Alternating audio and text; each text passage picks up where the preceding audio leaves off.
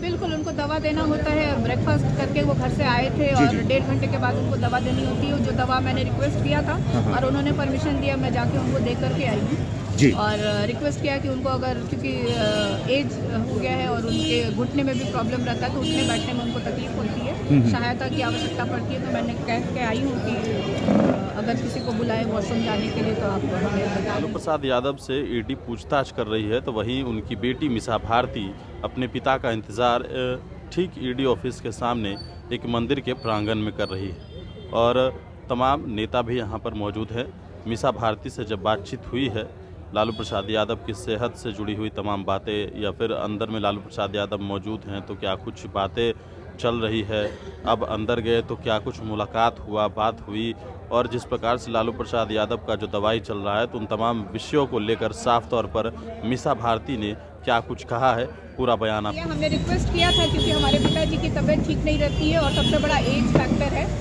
और मैंने रिक्वेस्ट कर दिया, बट उन्होंने बीच में अलाउ किया था। उनको दवा देना होता है, तो दवा देने में गई थी और मैं मेडिसिन उनको दे करके आ गई हूँ। और हमने अफसर से रिक्वेस्ट किया है कि फिर अगर किसी की आवश्यकता होगी, अगर वो अंदर से बुलाएंगे तो हमें परमिशन दें। और उन्होंने इंश्योर किया है कि वो बुला लेंगे। आज की पूछताछ पर क्या कहना चाहती हैं? जिस तरीके से बुलाया गया है, कल पूरी सत्ता जो है उसका परिवर्तन हुआ है और आज ईडी ने पूछताछ के लिए बुलाया है लैंड पॉट जॉब स्कैम मामले में।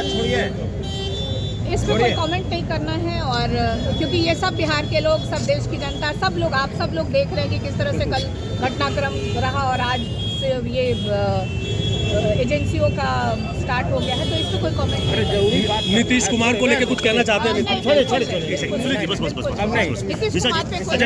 मिसा जी, मतलब आप कितनी देर तक यहाँ पर बैठे रहेंगे जब तक लालू जी बाहर नहीं आ जाते?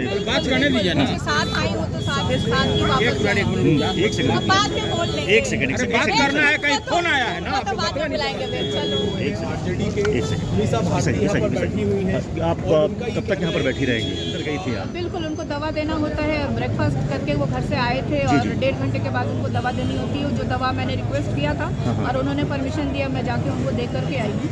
जी। और रिक्वेस्ट किया कि उनको अगर क्योंकि एज हो गया है और उनके घुटने में भी प्रॉब्लम रहता है, तो उठने बैठने में उनको तकलीफ होती है, सहायता की आवश्यकता पड़ती है। तो मैंने कह के आई हूँ कि अगर किसी को बुलाए वॉशरूम जाने के लिए तो आप हमें बता दीजिएगा। मतलब परिवार का एक सदस्य अंदर लालू जी के साथ होना चाहिए?